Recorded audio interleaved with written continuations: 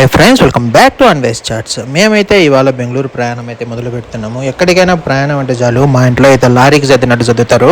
ఇక ఇంట్లోటి మొత్తం సర్ది బెంగళూరు తీసుకోయి మళ్ళీ బెంగళూరు నుంచి మొత్తం వెనక్కి తీసుకొచ్చాం. అట్లుంటుంది మాది లగేజ్ అంతా. ఇక అయితే సాయంత్రం 4 గంటలు అవుతుంది. మేమైతే బయలుదేరాలి.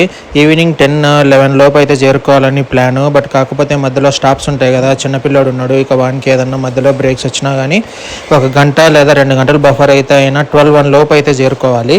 ఇక రూట్ వచ్చేసి బ్రహ్మంగారి మఠం టు మైదుకూరు, కడప, రాయచోటి, మదనపల్లె ఇట్లయితే ఉంటుంది రూటు. హైవే అని అంటారు కానీ మొత్తం సింగిల్ రోడ్డే ఉంటుంది. అందుకే కొద్దిగా జర్నీ టైం ఎక్కువ పడుతుంది. అందులో రోడ్డు కన్స్ట్రక్షన్ ఉందంట. ఇంకో మెయిన్ రీజన్ టైం పట్టడానికి ఏంటంటే కార్లో మా నాన్న ఉన్నాడు. రోడ్డు కంటే ముందు ఎక్కువ నేను ఎంత స్పీడ్లో పోతున్నాను దాని దిక్కే చూచా అంటాడు. 80 దాటితే చాలు, దానికంటే ముందు అలారం మా నాన్నే మోగించాడు. మేము స్టార్ట్ అయిన టైం వచ్చేసి 4:30 కాబట్టి ఇంకెక్కడో ఒక దగ్గర హైవే ఎక్కక ముందే టీ బ్రేక్ అయితే తీసుకోవాలి. అందుకని ఇక్కడ వనిపెంటలో మీకు ఇంతకుముందు కూడా చెప్పిన టీ స్టాల్ అని ఉంటుంది.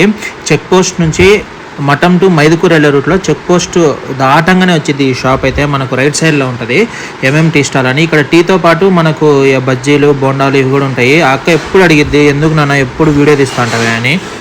మొత్తానికైతే 4 టీలు తీసుకొని అయితే వచ్చేసినాము. ఇక తాగేసి అయితే వెళ్ళిపోవాలి. ఇక చిన్నోనికి అయితే ఏం లేదు, ఇంక అందరు దిక్కు చూస్తూ ఉంటాడు నాకు ఎప్పుడెప్పుడు ఏమేమి పెడతారా అని. ఇక మైదుకూరుకి అయితే చేరుకున్నాము. ఇక్కడ వచ్చేసి ఇంకో అన్ఎక్స్పెక్టెడ్ స్టాప్. ఇక మేమైతే చిన్నోనికి క్లాత్ తీసుకొని కుట్టిమని అయితే అంకుల్కి ఇచ్చినాము, టైలర్ అంకుల్కి. అయిపోయినాయి, వచ్చి తీసుకోండి అంటే వచ్చేసిన. మొత్తం అయితే 7 పీసులు ఉన్నాయి. ఈ అంకుల్ అయితే బాగానే కుడతాడు మా చిన్నోనికి, అన్ని కరెక్ట్గానే సెట్ అవుతున్నాయి ఆయన కుట్టిన వల్ల. ఇంకొకటి కుర్తా అయితే ఇంకా రెడీ కాలేదు, వచ్చేసి ఇంకా 2 డేస్లో ఇస్తామన్నాడు. ఇక సరేలే అని కుట్టినవి తీసుకొని అయితే నేనైతే స్టార్ట్ అయిపోయినాను. వెదర్ కూడా ఈవినింగ్ కొద్దిగా బాగానే ఉంది, అంత ఎండ అయితే కొట్టట్లేదు ఈరోజు మాత్రం.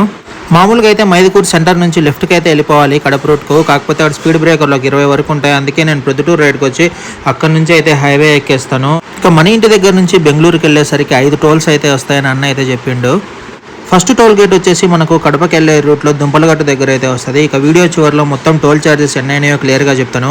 చిన్నోడు అయితే బాగా ఆడుకుంటాడు, ఫస్ట్ అవర్ జర్నీ కాబట్టి హుషారుగానే ఉన్నాడు. ఇక పోంగ చూడాలి, చిరాకు అయితే అస్సలు పెట్టాడు, మనం చిరాకు పడాల్సిందే.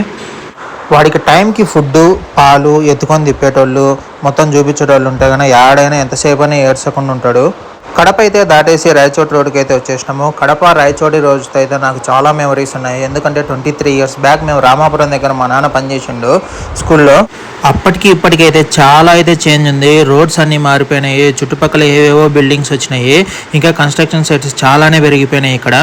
ఇక్కడ వచ్చేసి మనకు ఫస్ట్ ఘాట్ రోడ్ అయితే స్టార్ట్ అయిపోతుంది. ఇక్కడ గుడి ఉంటుంది. ఖచ్చితంగా యాక్సిడెంట్లు అయితే జరుగుతాయని అనుకుంటూనే మాట్లాడుకుంటూ పోతున్నాము. టర్నింగ్ తిరిగేసరికి అయితే యాక్సిడెంట్ అయిపోయింది. ఇప్పుడే ఫ్రెష్ యాక్సిడెంట్ ఇది. ఫ్రెష్ అని ఎందుకన్నా అంటే ఇప్పుడే 2 మినిట్స్ బ్యాక్ జరిగిందంట. డ్రైవర్ అన్న అయితే చిన్న గాయాలు అంబులెన్స్లో పంపించేసిండ్రు. ఇది వచ్చేసి ఇది మన ఎక్సైజ్ డిపార్ట్మెంట్ లోడ్ ఉన్నట్టుంది. అన్ని మందు బాటిల్లే మొత్తం పగిలిపోయినాయి, స్మెల్ వస్తుంది అంతా. మా చిన్నప్పుడు కూడా అంతే, ఈ ఘాట్ రోడ్లో ఎప్పుడు వచ్చినా కానీ ఏదో ఒక యాక్సిడెంట్ ఉండేది. పోలీసులు మొత్తం క్లియర్ చేస్తారు. చాలా వరకు అయితే ట్రాఫిక్ జామ్ అయిపోయింది. ఇక్కడ కూడా మళ్ళీ టైం పడుతుంది. ఘాట్ సెక్షన్ ఎక్కడున్నా కానీ కొద్దిగా నెమ్మదిగా వెళ్ళడం అయితే బెటరు. మనం ఎంత జాగ్రత్తగా వెళ్ళినా కానీ అటు సైడ్ వచ్చే వాటి మీద కూడా డిపెండ్ అయి ఉంటుంది. అందుకే కొద్దిగా చూసుకొని వెళ్ళండి ఫ్యామిలీతో వెళ్ళేటప్పుడు. ఈ కాలంలో మాత్రం యాక్సిడెంట్స్ మరీ ఎక్కువ అవుతున్నాయి. అందులో ఇటు సైడ్ లారీలు ఎక్కువగా తిరుగుతూ ఉంటాయి, హెవీ వెహికల్స్ అన్నీ. అందుకే కొద్దిగా ఈ రూట్లో వెళ్ళేటప్పుడు మాత్రం జాగ్రత్తగా వెళ్ళండి. ఈ ఘాట్ రోడ్డు దిగంగానే మనకైతే గువ్వల చెరువు అని ఒకటైతే వస్తుంది ఊరు. ఇది వచ్చేసి పాల్కోవకు చాలా ఫేమస్. ఇంతకుముందు మా చిన్నప్పుడు అయితే ఒకే ఒక షాప్ ఉండేది రోడ్డుకు. ఇప్పుడు మాత్రం ఏ షాప్ దగ్గర చూసినా బయట టేబుల్ మీద అయితే పాల్కోవాలు పెట్టుకొని అమ్ముతారు. ఓన్లీ చక్కెరతో చేసిన పాలకోవ అయితే అవైలబుల్ అండి ఇక్కడ, బెల్లంతో చేసింది అయితే ఉండదు. బాక్స్ వచ్చేసి మనకు 180, 220, 250 ఇలా ఉంటాయి. వీళ్ళు వచ్చేసి ఫారెన్ కూడా ప్యాకింగ్ అయితే చేసి పార్సల్ చేసేస్తారు. కాకపోతే అది కొద్దిగా రేట్ ఎక్కువ. గువ్వల చెరువు దాటిన తర్వాత రామాపురం అని అయితే వస్తుంది. అక్కడైతే మేము చిన్నప్పుడు ఒక 2 ఇయర్స్ అయితే ఉన్నామండి. నా 3rd క్లాస్ వరకు ఉన్నాం అక్కడ నుంచి ట్రాన్స్ఫర్ అయిపోయి బ్రహ్మంగారి మఠం అయితే వచ్చేసినాము. బ్రహ్మంగారి మఠంలో ఆల్మోస్ట్ 23 ఇయర్స్ రన్నింగ్. ఇంకా చిన్నప్పుడు ఇదే రూట్లో మా నాన్న సైకిల్ మీద నేను మా అన్న అయితే స్కూల్కి వెళ్ళేటోళ్ళము. మా స్కూల్ కూడా వీడియో తీద్దాం అనుకున్నలే కానీ అది స్పీడ్గా వచ్చేసరికి లెఫ్ట్ సైడ్లో వెళ్ళిపోయింది. ఆ స్కూల్ వెళ్ళిపోయిన తర్వాత మా అమ్మ చెప్తుంది, స్కూల్ వెళ్ళిపోయిందిరా వీడియో ఏం తీసుకోలేదే అని. ఇక్కడైతే అటు ఇటు చూసుకుంటా మేము చిన్నప్పుడు వెళ్ళిన షాప్స్ ఏమైనా కనపడతాయని చూసినా ఒక్క షాప్ కూడా కనపడట్లేదు. ఇక అలా అని ఎన్నో మెమరీస్ గుర్తు చేసుకుంటూ వెళ్తున్నాము. ఈ పెట్రోల్ షాప్ ఉన్న ప్లేస్లో అయితే మా చిన్నప్పుడు మా పెదనాన్న వాళ్ళ స్టోన్ క్రషర్ ఉండేది, అదే కంకర్ మిషన్. ఇప్పుడైతే మా పెదనాన్న వాళ్ళు హైదరాబాద్ షిఫ్ట్ అయిపోయినారు. ఇక అక్కడ ఏదైతే పెట్రోల్ షాప్ వచ్చేసింది. ఇక ఇక్కడ కనిపిస్తున్న గుడి ఉంది కదా, ఇక్కడ నుంచి రైట్ తీసుకుంటే మేము ఇప్పుడున్న రామాపురం అనే ఊరు వచ్చింది. ఒక చిన్న పల్లెటూరు. 3వ తరగతిలో మనకు టెక్స్ట్ బుక్లో ఒక లెసన్ కూడా ఉండేది. రామాపురము కొండ మీద గుడి ఉండేది, ప్రజలు ఇలా అలా వెళ్ళేటోళ్ళని బొమ్మలు వేసి ఉండేది. మొత్తానికి చిన్ననాటి జ్ఞాపకాలన్నీ గుర్తు తెచ్చుకుంటూ రామాపురం అయితే దాటేసినాము. ఇక నెక్స్ట్ వచ్చేది రాయచోటి వస్తుంది. మా చిన్నప్పుడు మేము రామాపురం నుంచి రాయచోటికి పానీపూరి తినడానికి వెళ్ళేటోళ్ళము. మా పెదనాన్నని చెప్పినా కదా, మా అక్కోళ్ళు అయితే వచ్చినప్పుడు మమ్మల్ని ఇక్కడికి తీసుకొచ్చేటోళ్ళు పానీపూరి కోసం అని. నేనైతే అప్పుడు హాఫ్ ప్లేట్ తినడానికే చచ్చిపోయేటోని. ఇప్పుడు మాత్రం 3-4 ప్లేట్లు వెళ్ళిపోతాయి. ఇక రాయచోటి దాటిన తర్వాత వచ్చే మనకు మెయిన్ స్టాప్ వచ్చేసి మదనపల్లె. ఇక్కడ ఫుడ్కి అయితే అక్కడే ఆపాలని అనుకుంటున్నాము. చూడాలి దారిలో ఏమన్నా మంచిటి కనపడతాయా అని. చాలాసేపు అయితే ఎతికినాము. కాకపోతే మదనపల్లి ఎంటర్ అయిన తర్వాత నేను ఒకసారి రూట్ మిస్ చేసి కొద్దిగా 1 కిలోమీటర్ అయితే ముందుకు వెళ్ళిపోయినా. మళ్ళీ రూట్ చూసుకొని మళ్ళీ బ్యాక్ వచ్చేసరికి ఇంకా కొద్దిగా లేట్ అయింది నాకు. మదనపల్లె టౌన్లో పోతుంటే ఇది మాత్రం బెంగళూరు రూట్ అన్ని సందులు చూపిస్తుంది. ఇంకా మదనపల్లె అనగానే మనకు గుర్తొచ్చేసి టమాటా కల్టివేషను, దాని తర్వాత మామిడికాయలు కూడా ఎక్కువే ఉంటాయి. దాని తర్వాత హార్స్లీ హిల్స్ అనే హిల్ స్టేషన్ కూడా ఇక్కడే ఉంటుంది. వచ్చేసి ఎగ్జాక్ట్గా 9 అవుతుంది. ఇక్కడ వచ్చేసి అన్నని అడిగితే ఎక్కడ ఉంటుందా అని ఎల్వి ప్రసాద్ ఐ ట్రస్ట్ కొద్దిగా దాటిన తర్వాత రెస్టో రిట్రీట్ అని అయితే ఒకటి ఉంది. ఇక్కడ అంబియన్స్ మాత్రం చాలా అంటే చాలా బాగుంది. సిటీ అవుట్స్కట్స్లో ఉంది, జనాలు కూడా ఎక్కువ లేరు చుట్టుపక్కల. ఇది ఒక్కటే ఉంది స్టాండ్ అలోన్ బిల్డింగ్ ఉన్నట్టు. కాకపోతే వాని యొక్క అంబియన్స్తో మాత్రం అదరగొట్టిండు. చాలా మంది అయితే వస్తారు ఇక్కడికి ఆ రూట్లో వెళ్ళేటోళ్ళు. మా అన్నోళ్ళు అయితే ఆల్రెడీ వెళ్ళిందంట. ఇక్కడ బాగుంటుందని సజెస్ట్ చేస్తే ఇక్కడ ఆపినాము. ఇక చిన్నోనికి కూడా ఇక్కడ హాట్ వాటర్ దొరికితే ఏదన్నా ఫుడ్ పెట్టేద్దామని. అంబియన్స్ మాత్రం చాలా బాగుంది. గార్డెన్ కూడా చాలా బాగా మెయింటైన్ చేస్తాండి. ఇక్కడ చిన్న చిన్న హట్స్ మాదిరి అయితే పెట్టిండు మొత్తము. చుట్టుపక్కల అయితే దోమలు రాకుండా నెట్స్ కూడా అరేంజ్ చేసిండు. వర్షం పడితే టార్పాలిన్ కవర్స్ కూడా ఉన్నాయి చుట్టూ, అది కూడా పెట్టేసుకోవచ్చు. సో ఫ్యామిలీకి సపరేట్ సిట్టింగ్ ఉంది. తర్వాత హ్యాండ్ వాష్లు కూడా సపరేట్గా పెట్టిండు. ప్రతి క్యాబిన్లో కూడా మనకు సపరేట్ లైట్స్ ఫ్యాన్స్ అయితే అరేంజ్ చేసిండు. టైం కూడా 9 అవ్వడంతో జనాలు కూడా ఎక్కువ మంది ఉన్నారు. ఇక మా నాన్న అయితే పాపం ఆప్షన్ లేక వచ్చేసిండు తినడానికి. చపాతీ అయితే తింటా అంటాడు. పెరుగన్నం అయితే ఇక్కడ లేదంట ప్రస్తుతానికి. చపాతీ అయితే అవైలబుల్ ఉంది. ఇక్కడ IPL లైవ్ స్ట్రీమింగ్ చేస్తాడు. మంచిగా లాన్లో గడ్డంతా ఉంది, కూర్చోడానికి సిట్టింగ్ బాగా ఏర్పాటు చేసిండు. చాలా అంటే చాలా బాగుంది అంబియన్స్. మీరు కూడా ఎప్పుడైనా బెంగళూరు వెళ్ళేటుంటే కడప టు బెంగళూరు తప్పకుండా ట్రై చేయండి. ఇది వచ్చేసి మనకు మదనపల్లె దాటిన తర్వాత ఎల్వి ప్రసాద్ ఐ ట్రస్ట్ దాటిన వెంటనే ఉంటుంది. ఒక 100 to 150 metres restro retreat.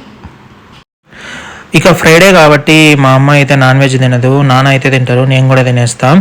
So అమ్మ కోసం వచ్చేసి 2 బటర్ నాన్స్, మేతి చమన్ అయితే ఆర్డర్ చేసినాము. మాకు వచ్చేసి చికెన్ 65, ఒక స్పెషల్ దమ్ బిర్యానీ అయితే చెప్పేసినాం.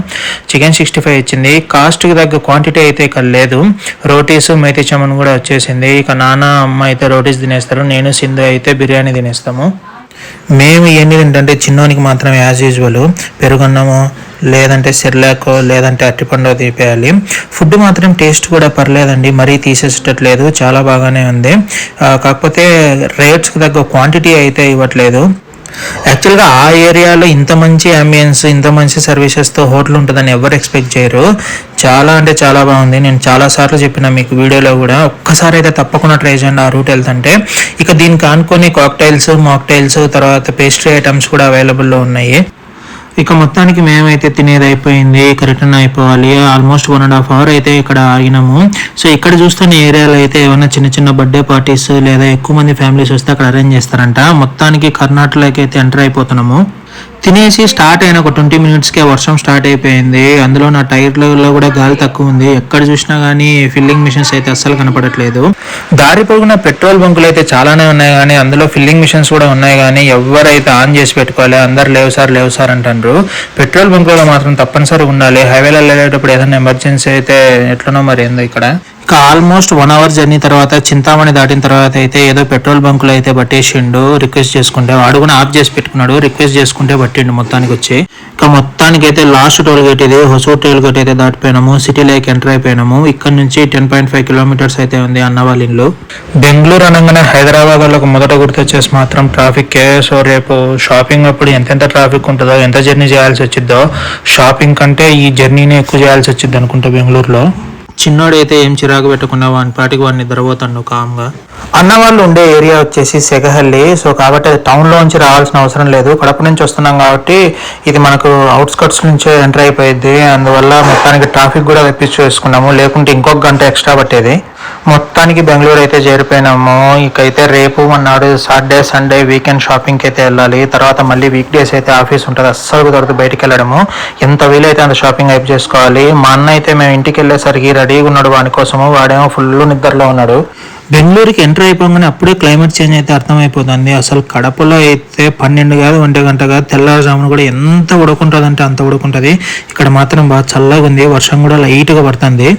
ఇదండి మా బెంగళూరు ప్రయాణము. ఇలాంటి మరిన్ని వీడియోస్ మీకు నోటిఫికేషన్లో రావాలంటే సబ్స్క్రైబ్ చేసుకున్న తర్వాత బెల్ ఐకాన్ అయితే తప్పనిసరిగా నొక్కండి. Please subscribe to Anvesh charts.